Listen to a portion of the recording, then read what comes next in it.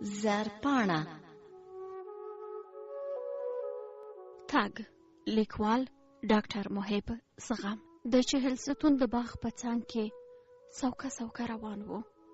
د باغ د نوي دیوال سیوری د کمسوري سړک بل سر ناوختی و. له څنګه یې تېرېدونکي خلک سیوري ته ورته ښکارېدل. سترګو یې ایله 2 ګامه وړاندې لارې ته کتلی شوی. سر یې ټیټ و. په لاس کې یې امسا لړزېده. واسکټ یې پر کړوپې ملا دومره وزن اچولی و لکه کلونه پخوا چې به د په بانګۍ زړېدلي د اوبو ټیمونه غره ته خېژول. له څنګه یې هر څوک تېرېدل او تر د مخته کېدل. جګ، ټیټ، مزی، ډنګر، نر، ښځه، هلک، نجلۍ، خو دته مهمه نه وه. دته دا ټول لکه هغه ماشومان ښکارېدل چې مور ورته ویلي وي که د سترګې له ډوبېدو وروسته کور ته راورسېدې نو ته پوشه او دا لښته. دا دیوال جوړ شوې برخه قیر سړک او هواره لاره خلاصه شوه. کانکریټي سړک برې خواته غځېدلی و. بوډا ودرېد. ښي لاس ته یې وکتل. د زاړه دیوال د سمټو په پلستر لړلې پخې خښتې او تورې وړې تیږې د مڼو تر ونو لاندې انبار وې. د ونو د ځینو پاڼو څنډې زیړې شوې وې.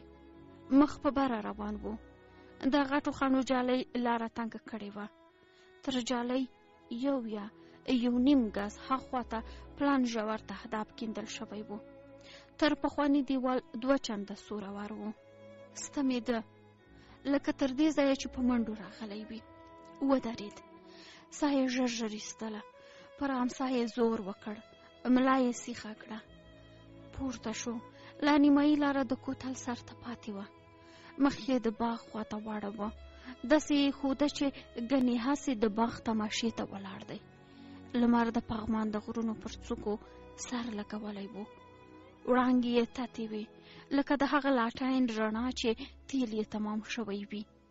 د چهل ستون ړنګې ماڼۍ ته اوسپنیزې خوازې تړل شوې وې. ماڼۍ په تنظیمي جګړو کې لوټه ورانه شوې وه. ساه یې سمه شوه. روان شو. خلک یې له څنګه د خوشحالۍ د وخت په شان چټک تېرېدل. خدای د غمجن وخت په شان ورو روان و. له شا څخه چا غږ وکړ. با خبر.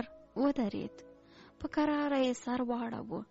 لږ ښکته یو زلمکي لاسي ګاډۍ ټېله کوله. دی څنګ ته شو. هغې جالۍ ته یې تکیه وکړه چې لاره یې له باغه بېلوله.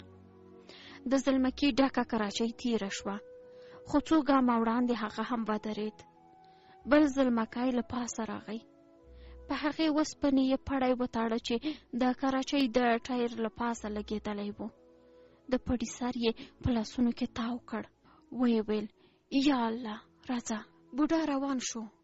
2 ګامه وروسته یې ساه ډوبه شوه. د زړه دربا یې زیاته شوه. ودرېد. ورو یې ساه سمه شوه. بیا روان شو. د کوتل سر ته چې ورسېد بیا ودرېد. شاته یې وکتل. د ونو پاڼې تورې ښکارېدې. لمر نه ښکارېده. خو د پغمان د غرونو سر ته د توربخونو وریځو له شا کمزورو وړانګو هڅه کوله چې مشرق ته وغځېږي. غرونه هم تور اوښتي وو. څو شېبې ودرېد. تیاره خوره شوه. د واسکټ جیب یې په لاس وتپاوه. بیا یې لاس ور دننه ایست. لاسي څراغ یې راوویست. ویې لګاوه. څراغ یې تته رڼا وکړه خو بېرته په کراره مړه شو. بیټرۍ یې ختمې وې.